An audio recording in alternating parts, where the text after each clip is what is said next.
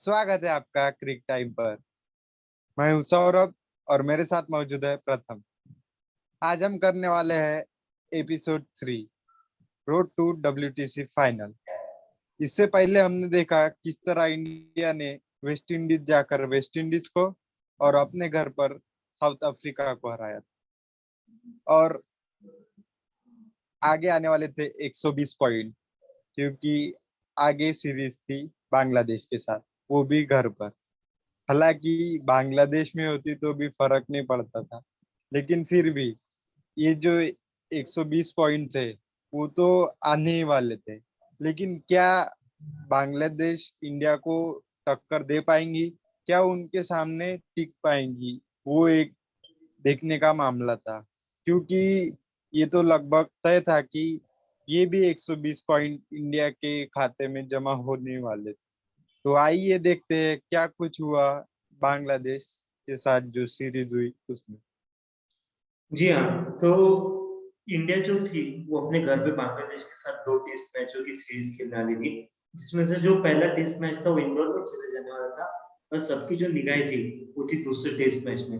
ये दूसरा test match जो था वो भारत की सरजमीन पर पहली बार इतिहास में डे नाइट टेस्ट मैच खेला जाने वाला था पिंक बॉल के साथ, जो कि खेला जाने वाला था कोलकाता में।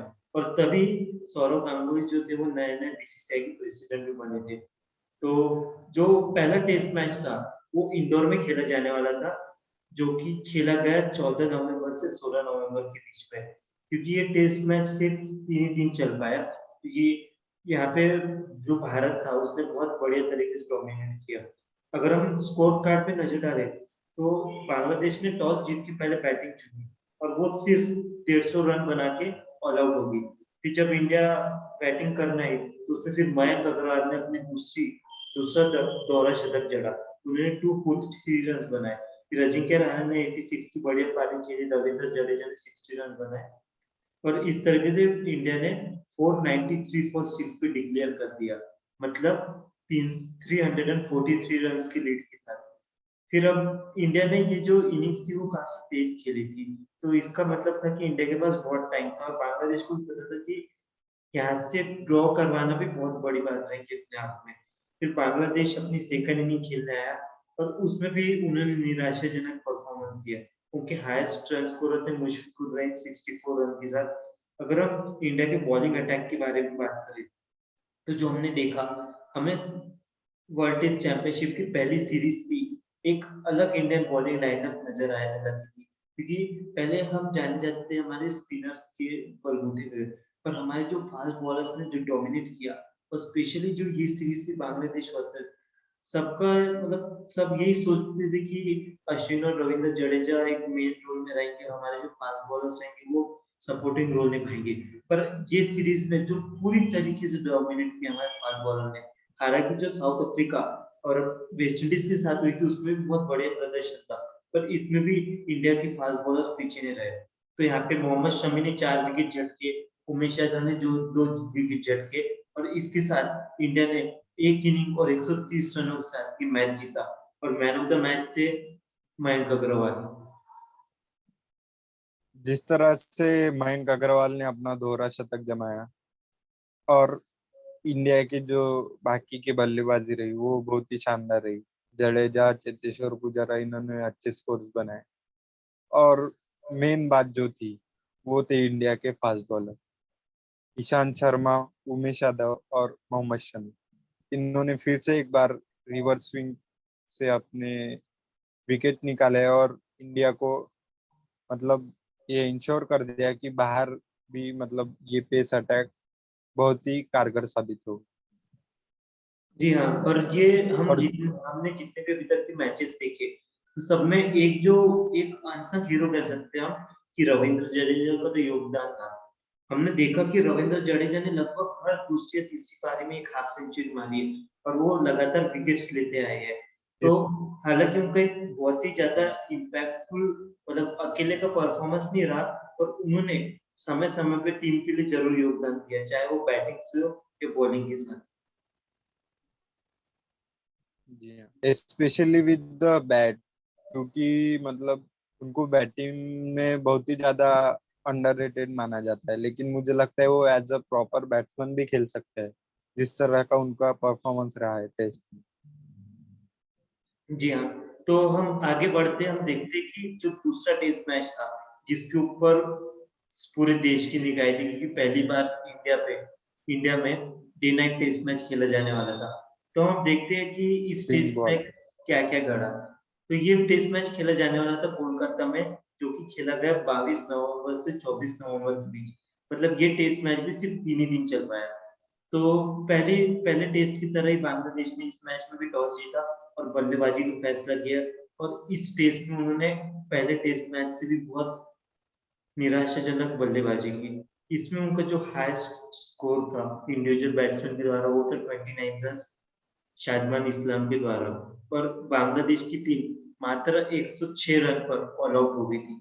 फिर इंडिया बल्लेबाजी करने, और यहाँ पे ईशांत शर्मा ने 5 विकेट लिए थे, उमेश यादव ने 3 विकेट लिए थे और मोहम्मद शमी ने 2 विकेट लिए थे। मतलब 10 में से 10 विकेट फास्ट बॉलर्स ने ली थी और स्पिनर ने सिर्फ एक ही ओवर डाला था। फिर जब इंडिया बैटिंग करने आया, तो विराट कोहली ने उनका जो लास्ट इंटरनेशनल शतक था, वो मारा था 136 रन्स, जिसमें इंडिया का जो टोटल स्कोर था, वो था 347 फॉर 9, और इंडिया ने डिक्लेयर कर दिया था। फिर इंडिया के पास लीड थी अब 241 रन्स की, जो कि इतनी बड़ी लीड नहीं थी। फिर भी इंडिया को इतना कॉन्फिडेंस था कि हम इन्हें ऑल आउट कर सकते हैं, और हुआ भी वैसे ही।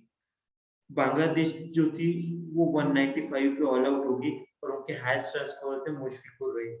ये इनिंग्स में भी ईशांत शर्मा ने 4 विकेट लिए और उमेश यादव ने 5 विकेट लिए, जो कि बहुत बढ़िया गेंदबाजी की फास्ट बॉलर्स ने। मतलब इस टेस्ट मैच में एक रिटायर्ड हर्ट था, मतलब 19 में से 19 विकेट फास्ट बॉलर्स ने लिए थे।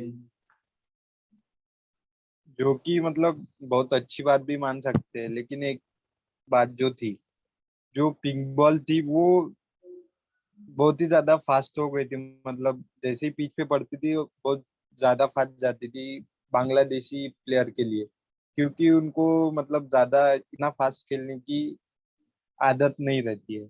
और जो कि वो पहले पिंक बॉल के साथ नहीं खेले हुए थे, तो उनको ज्यादा तकलीफ हो रही थी। इसलिए जैसे कि हमने देखा कि उनके हाईएस्ट रन गेटर सिर्फ 29 रन के आसपास कुछ तो थे। और तो इससे दूसरे पता दिन चलता है कि उनको तकलीफ बहुत हुई थी। भी।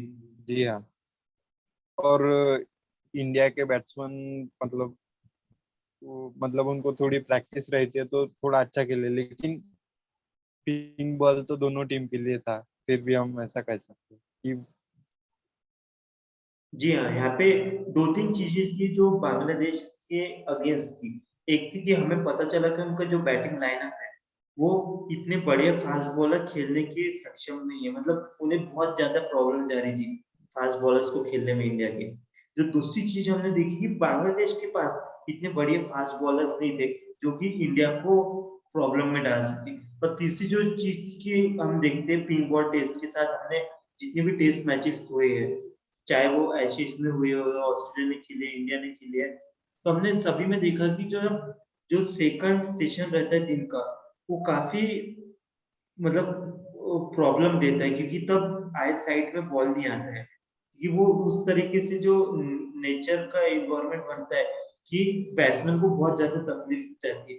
हालांकि वो थर्ड इनिंग्स में थोड़ा प्रॉब्लम जाती, थर्ड सेशन में प्रॉब्लम जाती है, पर क्योंकि उस स्टेज में वो टेस्ट मैच जो था वो कोलकाता में खेला गया था, जहाँ पे सूरज काफी जल्दी उगता है और जल्दी ढलता है, जिसकी वजह से वो सेकंड सेशन में हमें देखने को मिला। जी, जो ट्वाइलाइट का समय कहते हैं उसे, मतलब जब सूरज ढलने के लिए होता है तब थोड़ा देखने में प्रॉब्लम जाती जी हाँ। तो इस तरीके से कुछ हमारा सफर था थर्ड एपिसोड में। जो हमारी थर्ड सीरीज खेली गई थी, इसमें भी इंडिया ने डोमिनेटिंग परफॉर्मेंस दिया। 120 में से 120 20 है। अंक, और वो 360 अंकों के साथ टॉप फिर पे। से ले ली। और ऐसा तो मतलब लग ही रहा था कि इंडिया अब फाइनल में तो जरूर पहुंचेंगी। मतलब ये सीरीज में तो तय था कि इंडिया जीतेगा, और 120 पॉइंट तो इंडिया के है ही। लेकिन इसके बाद के जो 3 सीरीज थी वो बहुत ही ज्यादा कॉम्प्लिकेटेड थी, क्योंकि वो 2 सीरीज अवे थी और एक थी इंडिया के साथ। लेकिन जो अगली 3 सीरीज थी वो टफ टीमों के साथ थी। और इसके बाद जो कंडीशंस आए इंडिया के रोड टू द फाइनल्स में, वो बहुत ही ज्यादा खतरनाक थे। लेकिन कैसे इंडिया ने उससे पार पाया वो हम देखेंगे अगले एपिसोड। जी हाँ, हम चौथा एपिसोड लाएंगे जिसमें हम देखेंगे जो इंडिया ने न्यूजीलैंड में 2 टेस्ट मैचेस खेले थे, उसमें किन-किन कठिनाइयों का सामना इंडिया को करना पड़ा और क्या-क्या ऐसी चीजें थी जो उस सीरीज में बहुत महत्वपूर्ण थी। तो अगर आपको हमारा ये शो पसंद आया हो तो इस शो को जरूर लाइक करें और ऐसी एपिसोड्स स्टोरी टाइम हम आपके लिए लाते रहेंगे। तो सबसे पहले ये शोज आप तक पहुंच सके उसके लिए हमारे चैनल को जरूर सब्सक्राइब कीजिए। तो आज के लिए इतना ही। मेरे और सौरभ की ओर से आप सभी का धन्यवाद।